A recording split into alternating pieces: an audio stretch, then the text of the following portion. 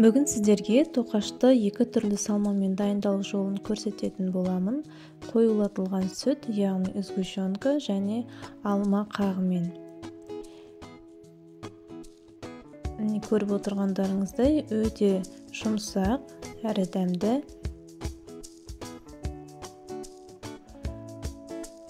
Алманың қағын, яғни компотты қайнату барысында сүзіп алынған жаңағы піскен алма қағы. Сол заттарды қосатын боламыз.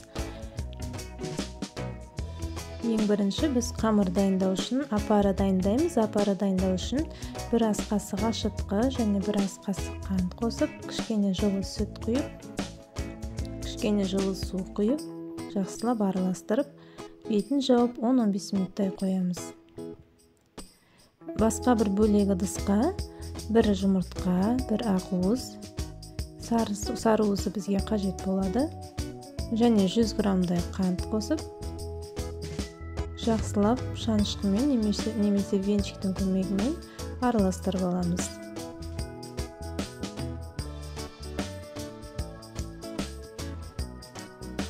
$200 мл жылы сүтімізді құямыз.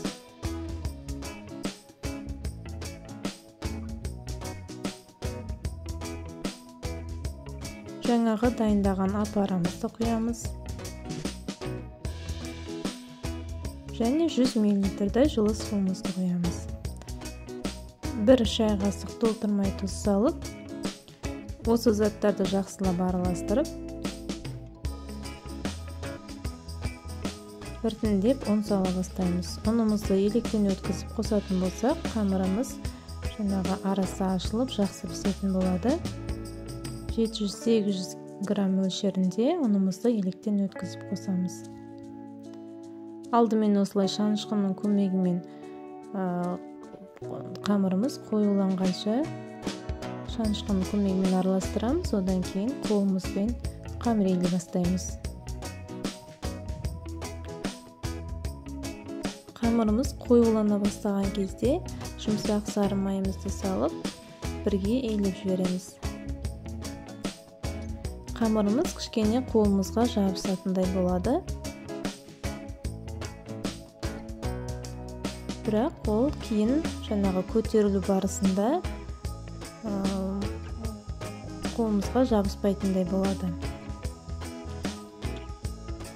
Қамырымызды целлофанмен жауып, осылай 30-40 минуттай күтетін боламыз. Қамырымыз көтерілді. Ендігі кезекте кішкене домалақтарға бөліп, тоқаштарымызды дайындаймыз. Қолыңызға жабысатындай болса, кішкене осылай ұн себу арқылы пайдалансақ болады қамырымызды.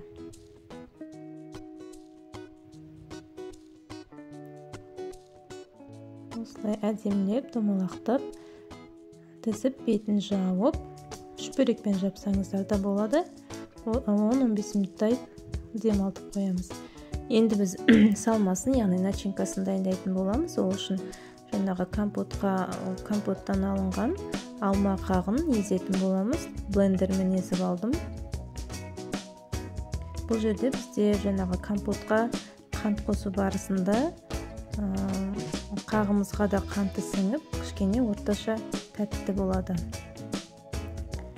Енді осылай домалақ нандарымызды, қамырымызды жайып, екі шетінен кесіп, ортасына салмамызды салып, бір-біріне айқастыра отыра, осылай тоқаш дайындайтын боламыз.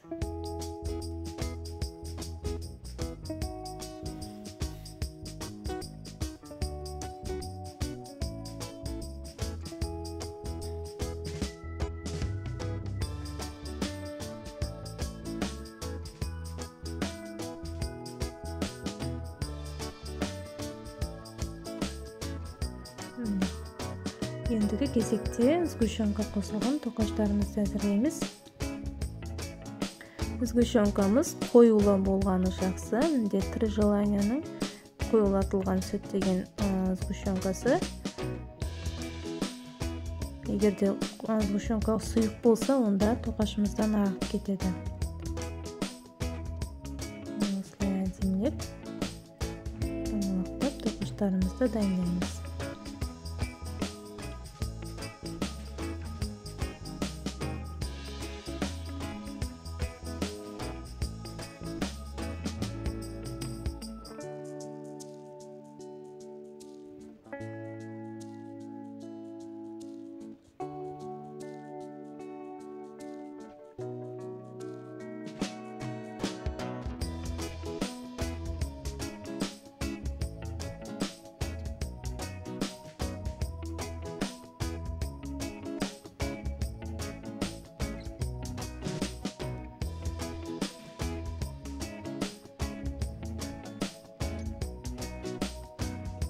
Тоқаштарымыз барлығын дайындап алдық.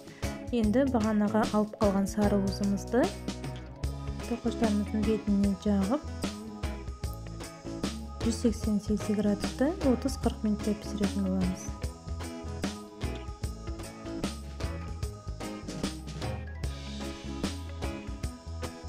Біздің тоқаштарымыз өте әдемі болып пісіп шықты.